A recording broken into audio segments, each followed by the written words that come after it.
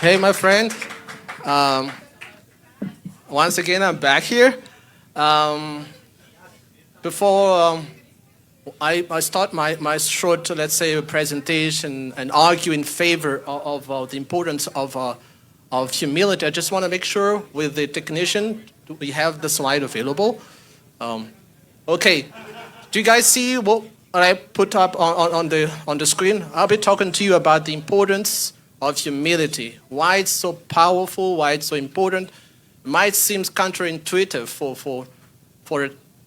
to talk about humility on one hand, and at the end of the day, why does it have such a power in our career progression, in our job in general? Just to introduce a little bit about myself, though I've already talked about it a little bit. I have a consultant business, so we've been around for more than 11 years now. Where we operate mainly is in HR recruitment. So we hire top executives for various businesses, French companies, Australian businesses, American NGOs, French NGOs. So in my day-to-day gig, I pretty much work with decision makers, and I happen to see, let's say, the do's and don'ts from the perspective of CEOs, pretty much all across the board, humanitarian, telco. I can name pretty much various sectors, even public. I've worked with the current incumbent president to hire for some positions. But just to give you a bit about background about myself, before that, can you keep with the previous slide? I was the former HR manager of I would say one of the largest agribusiness conglomerate in Madagascar. This is called the Group Bazon. This group has now about 3,500 people working. So I've seen a lot in terms of requirements. So what are, let's say, companies are looking for in terms of talents.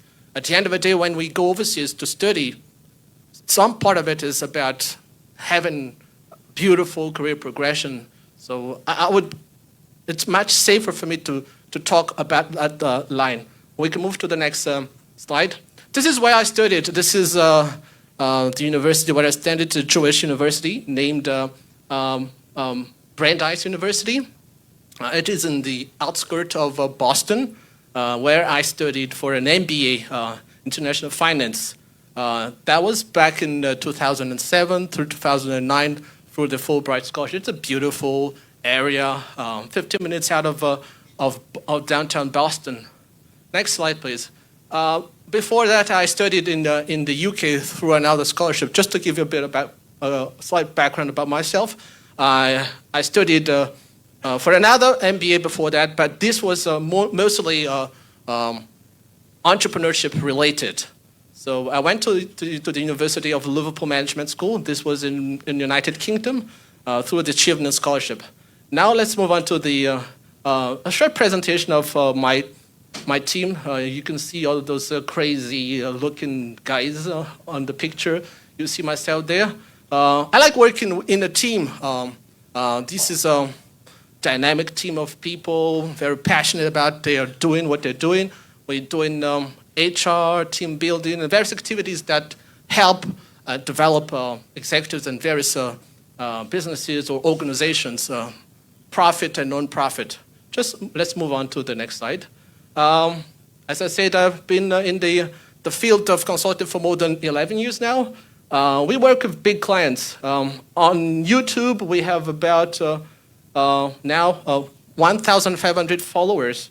On Facebook, roughly about 36,000 followers. And on LinkedIn, we have a total of 23,000 followers. Why I talk to you guys about this? Because the thing I'll be talking to you as of now will be much related to the topic we're going to delve.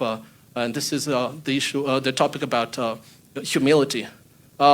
Just before we move to the next slide, as you can see, can you keep up? Okay, thank you. You see on the right upper part of this slide, you see our YouTube channel. We typically produce on a weekly basis various contents for the purpose of helping educating our followers. on the topic of leadership, topic of management, and what it's like to work in the team. So we try to tackle all of those subjects that are, pertains to executives. We find out through our experiences that though we learn in schools, though we've been educated on various topics of management, we find out that this needs to be a constant, let's say, mission for us to help, businesses to know what it's like to work in a corporate setting, what it's like in terms of making sure we have the proper culture that is necessary for the growth of a business. So we produce contents, anything that you might need. This can be marketing related, this could be leadership, whatever it is. But as long as you want to grow in a corporate setting, you can find various contents, mostly videos on our YouTube channel, Corban Consultant TV. You can watch, go on this channel after. You see on the bottom part, on the right side, you see a bit about Facebook page. We also produce contents there. We can move on to the next slide, please, now. Okay, these are just a glimpse of our clients, the people we work with. As I said, we see lots of businesses, lots of, let's say, we are in the forefront, let's say, if I use that word, of decision-making when it comes to hiring. And at times, it's not that always beautiful. Some of the things that we hide, typically the CEOs hide, when they happen to call us for various assignments, we kind of like see what's really happening behind the scene for those various businesses we see in the streets that are mostly renowned for their cultures or for their way of doing things. So you see businesses in mining, you see companies in the banking, you see other activities in hospitality. So we pretty much work with those companies. These are just a glimpse of the kind of business we work with. Now let's move on to the next slide, please.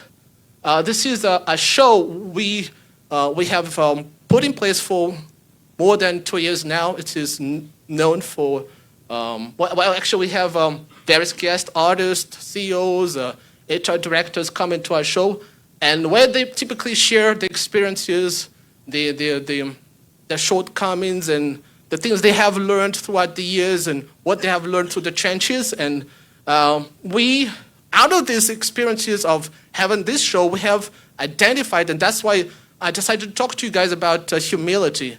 We find out all across the conversation we had with those people that humility is necessary. It's a requisite for you to be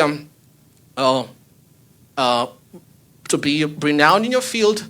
Otherwise, though you might have a degree, though you might have the connections, but if you're not humble enough, forget about it. It's not going to happen. Not going to get the buy-in from the people you're going to work with. So it's very important just to give you a little bit of explanation of the reason why I decided to talk to you guys about this issue, the topic of humility.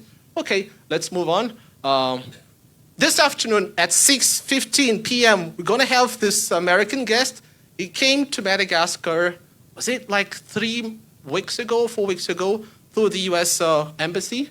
His name is Michael Goldberg. He was open enough to us and he has granted us the opportunity to be our guest in our latest show. This will be live this afternoon at 6:15. So let's go back to our topic of I decided to choose today. This is about humility. I'm not here to preach you about anything in particular. This is just actually a friendly reminder of why it's so important to be humble when we work with people. Nobody wants to work with a jerk. We all want to work with people who take the time to understand, who take the time to cooperate, and open enough to work with us. There are things, and this is so important, you need to bear that in mind. There are things you need to learn, there are things you need to unlearn, and there are things you need to acquire. It's a never-ending process. And we have seen this all across the board through the various interactions we have with corporate leaders, but also through this show that we have used in our approach to our clients or to our leads. So as I said, I described to you a little bit about my background. I'm in HR, mostly in recruitment, and we also, let's say, we operate in helping small businesses, those who want to develop their businesses, acquire new clients, or develop their system. And one of the things we found out to be, let's say, true, at least I can speak about my case, is that when you return from the US or let's say from the UK, the kind of like say, I would say the challenge you might face is this kind of resistance. As a returning graduate from the US, you acquired certain skill set, certain behaviors when you go to the US, and it's not always perceived in a positive way for people.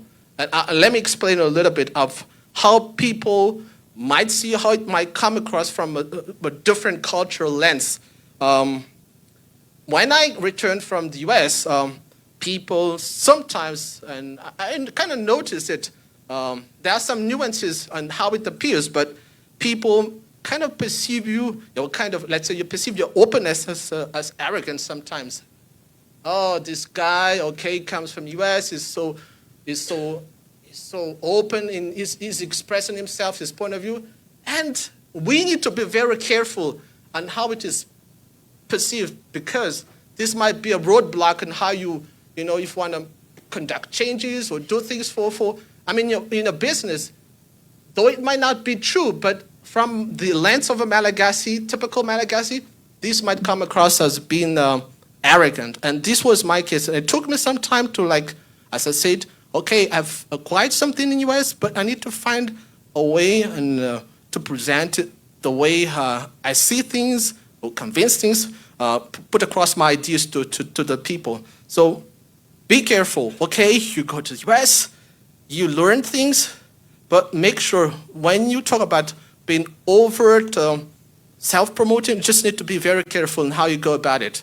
I can point out many cases in a corporate setting, but also outside of the business context, that when you work with people in Madagascar, you need to use approach in a very, let's say, simple way. Try to be, let's say, not in a self-promoting way, in a way you approach people. People might see you as bragging sometimes, but okay, this is one of the, let's say, the cultural nuances you need to acquire and learn sometimes when you return from the US. This was my case, I can talk about it.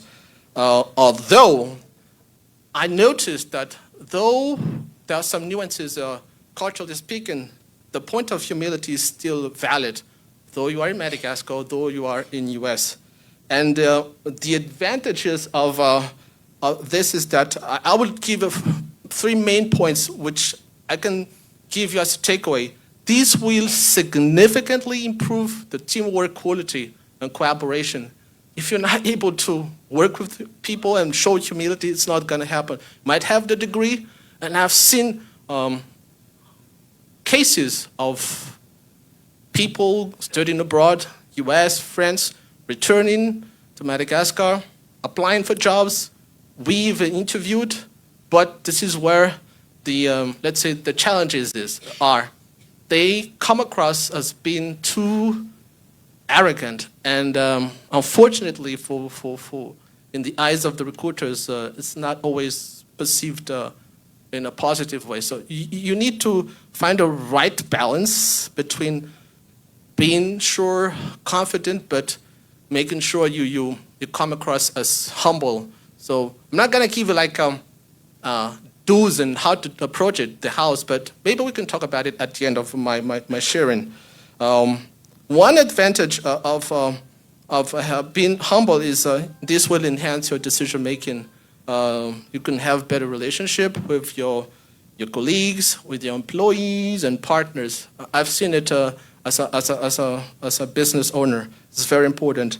And in leadership, If you're not willing to admit your mistakes and seek feedbacks, it's gonna jeopardize the very existence of your activities. And I personally have to humble myself when I started off my business because, at the end of the day, you might have all the right ingredients to be successful, but if you're not opening up to the feedback of clients, it's gonna be tough. So being humble is very important.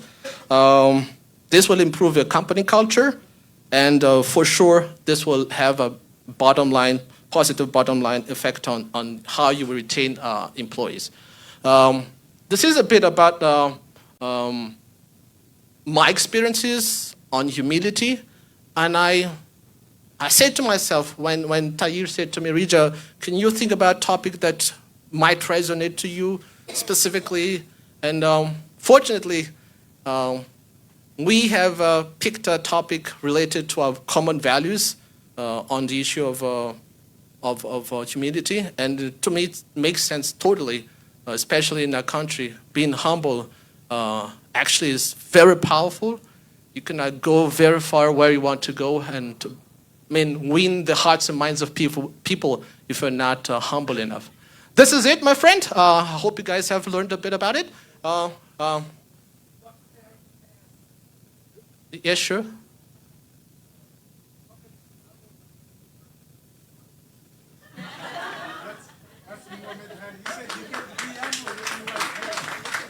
Oh my, I cannot say how we are perfect. We learn. As I said, it's a never-ending process. We learn on a day-to-day basis. This is what you see here, but behind the scenes there are some bruises, some bloods, sheds. There are tough times you go into as an entrepreneur. You don't see it. I'm not going to show you my shortcomings here. You understand my point. But for sure, you learn through the trenches, and you learn what it's like to persevere, to endure for tough times. Here in our country, you can have the best idea, but if you don't have the networks, you don't win the hearts of people, it's going to be very tough. So this is it, my friend. I hope you guys have learned a little bit. We're going to talk about it in a group setting afterwards, and I'm going to hand over the mic to Rod now.